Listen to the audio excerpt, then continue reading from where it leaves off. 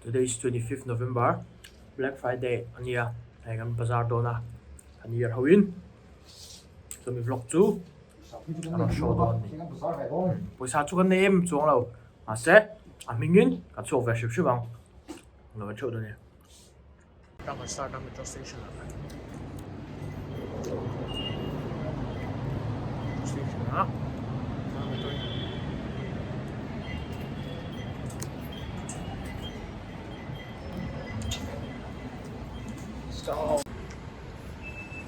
Khôi Caldon, zoom down đi. Hết cái lông ngã bắn rồi chứ. Tôi nói Caldon là hay. Mall shopping cái này đó nè. Black Friday sale nha. Bazaar không?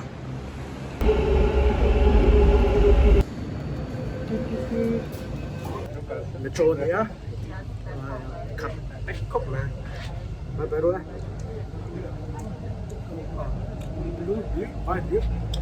Vai hồi anh gần tuy phê rồi.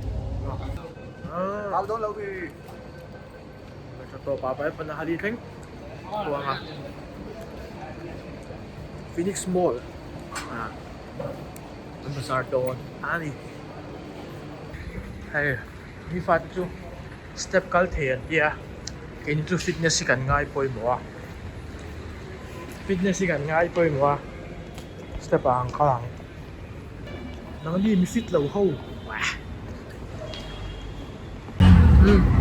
Metro train to wala. Ay, Phoenix kan pando na bilang mi pali. Wala kaldo na. No amdo. Tapi mo ni. Mai kong la hulo tan. No be ba ni. Flex kan. Tahi kan yung mi so Phoenix. Ko le ya. Ke pe o to. Cái đó tổ ba hiện này phone pay về lâu này đó, cash hồi xưa nói này box rồi ba, cái lâu này càng về làm box à, cái cash thì cần hàng à, có rồi một cái đó, đến, đây here, cash coi cái kaldo, Yan Phoenix and Tan hi, chỉ là một ta. Wala ba hingi ang kalango? Mobile hiên cái này mobile. Di ba? Ah, The power cell of the. lâu to. Phải cái chuyện nào à? Ay Phoenix. Kaya second floor ah. Ito na pizza ka na nga. Pizza Hut. Amin ka siya. We have Pepsi. Black Friday sale cái sari cái itu nggak tahu makan tilau. Sari itu nggak tahu makan tilau gini cuman. US dengan polo.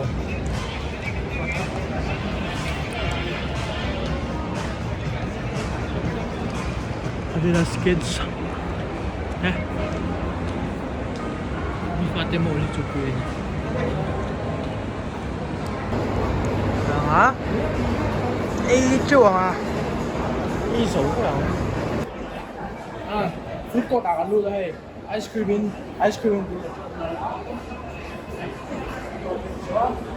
Pizza. Oh.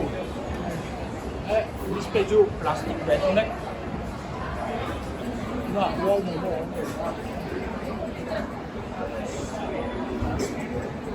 Pinakita na Phoenix Market City. Drinks kan dong kết mấy áo.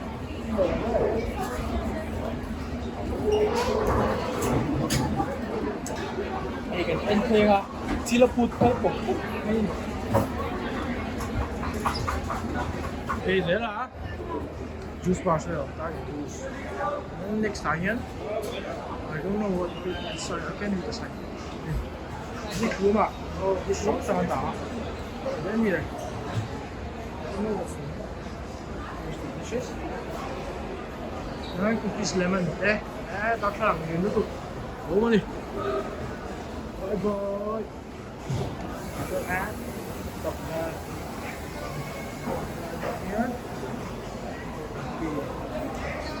kan pumi sam stop đây à anh lũ chiếc hay cho các mấy chỗ anh cũng đang ăn chicks về đây rồi vlogging Arcade type tu lah kan. Yang ni min kat ilong kal dia pilih sangat tu. Pilih sangat dia min kat mana.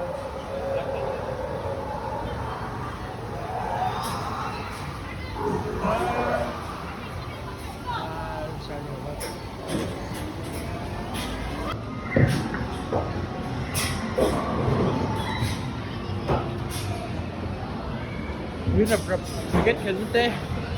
Bowling area. Tiga, mana? Oh shit.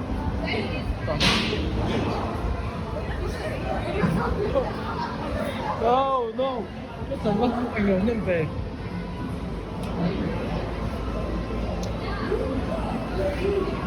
Đi lốc đơn đi.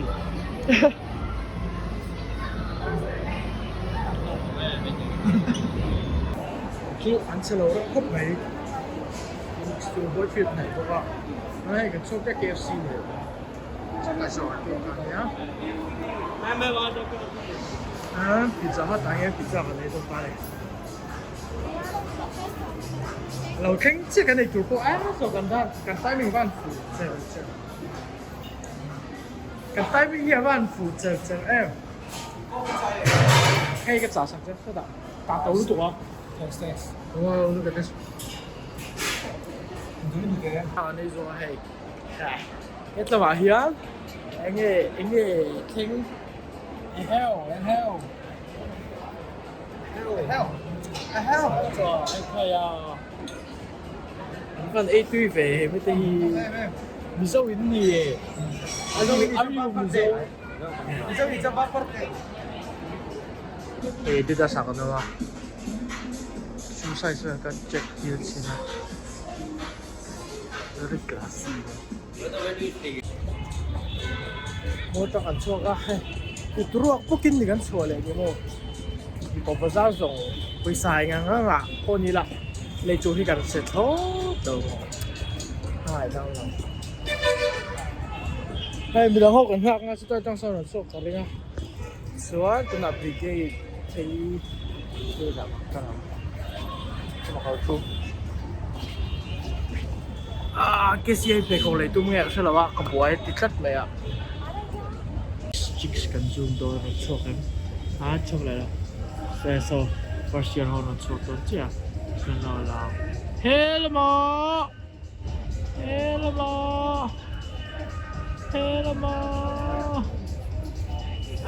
lấy nên mẹ khóc mấy rồi.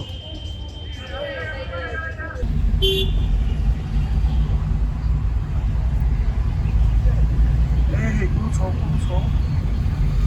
không ạ. Tôi commercial được có là hay đi lái không có được commercial là bây giờ là trộn ra mua cái chút tàu đó anh lấy tỷ đó bây giờ anh lấy phiếu thôi mà nghe anh lấy tỷ đó cái tạ này của Calpe để nó tốt gì công ty đồ với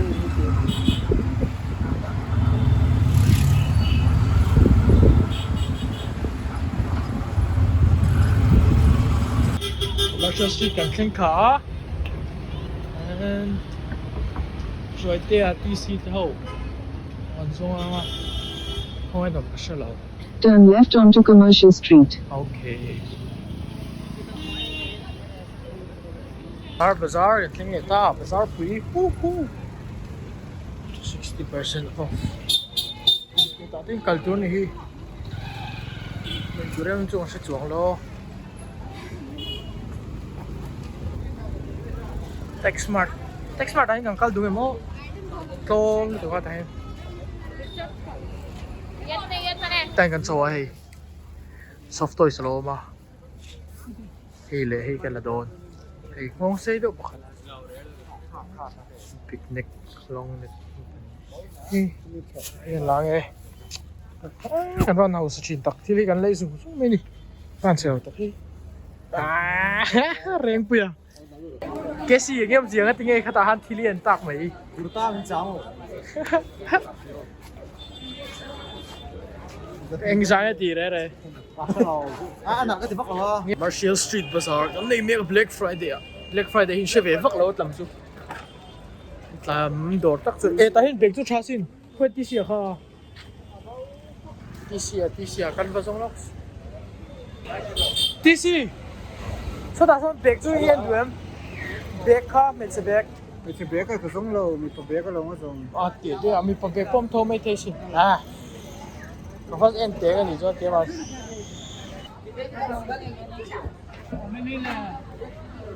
Tahin t-shirt ni dun charap tahin tom tu. Asal za hi van ya za hi. Ai mo t-shirt mo. Rồi về nào, chưa phụ lòng cái. T-shirt kan le don ni. Tahin man ya be kan le chiu to bo ka. Khai. Ngụp tốt này. Các siêu. Ke sia kurtlat. To mala. Tại cái lấy cái thuốc kia. Đừng có cái lấy khi mà cái cho bò. Đi đâu chu. Mày đâu anh tốc mấy đi. Thầy ai Bangalore nó có chỗ commercial street đó nó chua nga. Zion Street Iron Chukha nga. Ador ding lam pa hi na khan lom heo meang. Ni che lo chu ni zo ni mai. Hey purple hi le ro. Purple hi le ro. Reebok na hindi Imo hingaw isem. Sai thiam lo. Tuan kurta le na hun kan mang me ka. Nice. Kuta kan le hey. Quên là léo cái gì. Hi ka la do na kesian le taman tum mai me khopa ho san he pai chu. No. Dei ari nom takam lo zui tu te. Ga tui pa ai mi. Anh nghỉ tuần cái gì tay phơi thẻo lâu tuần đi về. Kan budget meal bazaar ang kal jon he khai ve tran me ni. Ei ta hi den khal chak ta hi. Ase ka hau. Mac cheeseburger. Thì trang nhiên số tăng không. Ron phê chiếu số là cho trang brigade kan sầu thể đó lo. Hey, tahin kang kalteng, pwede pa hin. Hey, nga gila. T-shirt ken lock tu. Pwede pa yan. Kor ka nilang. Kor. Do you have like the polo neck shirt? Okay. In doon na. Hey. Pug belin. Til ka layering mo ta. Tingi ka rule doon po siya lang. Ang dali din ito eh. Ở sân đấy thì sao? Tụ này chuan lạc với gót dưới lộ tụ. Bây giờ mà nó ol khó nó đủ bao cái này rồi em thấy chuan. Ok, bye bye. Bây giờ này to mi là hiện tại tiền nên gan bazaar hay. Tôi nào gan hoang. Til cái này à. Đây commercial này hay nuông đâu. Này chuan brigade ăn sâu á tiền. Til cái này á. Hắn vẫn phun chú. Dấu với bazaar chú. Dấu anh đi. Tôi có phur đón là nung mi đâu passenger. Passenger thôi hay phur đón. Đúng không em? Chung lại tặng thứ. Chung này. Thôi là bé khách kênh. Cái lá. Ôi, cái trái vật thì tắc rộng cái này ta. Bye bye. Quên sân. Tan mẹ cái gì? Sao cái sao mà? Thầy. Mình chụp bazaar na sa, quay sa ko cái này thôi. Cái này không hot. Pizza mà cần tang and chân ta cả chân để chụp. Pizza mà cần tang and chân ta cả chân để chụp. Kan favorite street brigade. Kan kling lệ ta. Wow. Device đây. Kling khalệ ta. Pinakala bazaar siya lang nagtuga. Sa kala din lang ha. Almost 9. Okay. Tipid na til ka na ito na. Tipid na til ka na iyong chuan. We'll call it a day. I know you told your friend you're not okay. And tell me what's wrong and why you never said you felt that way. And guess you're trying to